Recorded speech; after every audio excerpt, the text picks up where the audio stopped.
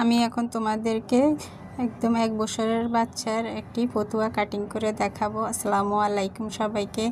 দেখো আমি চওড়া নিয়ে নিয়েছি 20 ইঞ্চি এবং লম্বা নিয়ে নিব 15 ইঞ্চি, কারণ আমার ফতুয়াটার লম্বা হবে 15 ইঞ্চি আর সামনের সাইড এবং পিছনের সাইড একসাথে কাটিং করব, সেজন্য চওড়া নিয়ে নিয়েছি 20 ইঞ্চি। এখন একটি ভাঁজ দিয়েছি, পরবর্তীতে আরও একটি ভাঁজ দিয়ে নেব।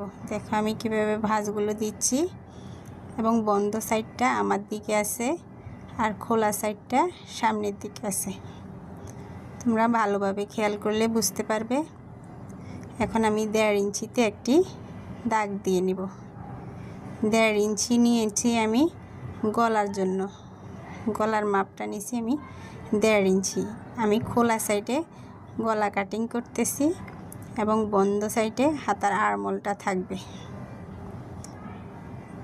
এখন দেখো যে 1.5 ইঞ্চিতে আমি মার্কটা ভালোভাবে দিয়ে দেখিয়ে দিলাম। এখন 2 ইঞ্চিতে আমি শোল্ডারের মাপ নিয়ে নিচ্ছি। তোমরা ভালোভাবে দেখো, আমি 2 ইঞ্চিতে শোল্ডারের মাপটা নিয়ে নিলাম। তারপর আমি 1/2 ইঞ্চি সেলাই মার্জিন রেখে 1 ইঞ্চিতে আরেকটি দাগ দিয়ে নিব। এই যে দেখো আমি এখান থেকে 1/2 ইঞ্চিতে সেলাই মার্জিনের দাগটা দিয়ে নিলাম।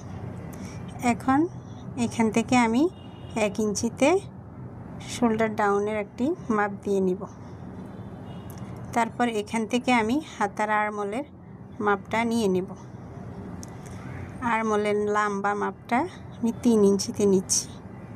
তোমরা ভালো করে দেখো, 3 ইঞ্চিতে মাপটা নিয়ে আমি আরমোলের শেপটা দিয়ে নেব।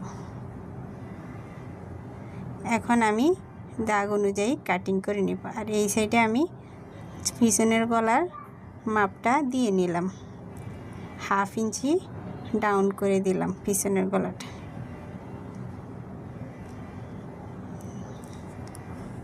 এখন আমি দাগ অনুযায়ী কাটিং করে নেব।